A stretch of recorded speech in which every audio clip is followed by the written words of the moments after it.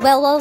Hello mga Bebshi! For today's mini vlog mga Bebshi ay gagawa nga tayo ngayon ng palamig. Syempre nga naman, sa sobrang init nga naman ng panahon ngayon, ay nagkikrave talaga tayo ng malalamig na pagkain. Kaya naman for today's video ay share ko sa inyo ang version ko ng aking buko gulaman. Napakadaling gawin, napakasarap at flavorful pa. Kaya naman mga Bebshi, tapusin mo itong video at nang malaman mo ang recipe na to at pwede mo tong gawin. Una nga namin ginawa dito mga Bebshi, nagkudkod nitong buko. At dahil ilipat nga naman ang aming tindahan mga Bebshi, kaya naman ngayong araw ay merong nagtrabaho dito sa amin. Medyo pinalaki lang din naman ng kaunti itong aming tindahan mga Bebshi para na nga din ay makapagtinda din ng mga bigas at kay mama nga pala itong tindahan. Pagkatapos naman mga Bebshi ay i-prepare na natin itong ating mga ingredients para sa ating buko gulaman. May flavor nga pala itong gulaman na ilalagay ko mga Bebshi at ang flavor nito ay melon. Pagkatapos nilagay ko na nga din dito ang buko at sagu. Para naman mas masarap talaga itong ating buko gulaman mga Bebshi, naglagay nga din ako dito ng evaporada. Isang lata lang din tapos isang lata din ng condensed milk. At para na nga din mas creamy at mas sasarap pa itong ating buko gulaman, maglagay tayo dito ng all-purpose cream. Sunod naman ay halu-haluin lang ito mga Bebshi nang sa gayon ay maayos na mamix itong lahat ng ingredients. I-try nyo talaga ang gulaman na melon mga Bebshi dahil yan din ay naglalagay ng flavor sa ating buko. First time ko pang trinay itong melon gulaman mga Bebshi at talaga namang napakasarap nito. And kapag kayo na may nagluluto ng gulaman mga Bebshi ay wag nyo lang sundin ang nasa instruction. 2 hanggang 3 baso lang ang ilagay nyo na tubig para sa gulaman mga Bebshi habang ito ay niluluto nyo pa. At nang natapos ko nang na-mix ito mga Bebshi, nilagay na nga din namin ito sa ref para naman ay lumamig muna. After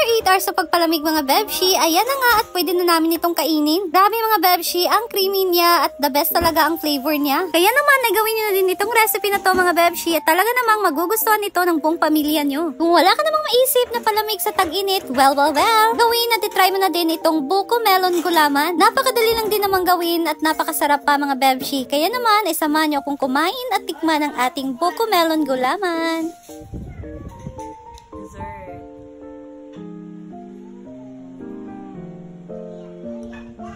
Sarap.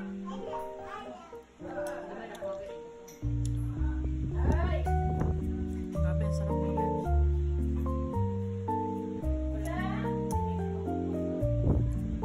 Sarap ng amoy ng melon. Ito, gulaman. Na-add ng flavor.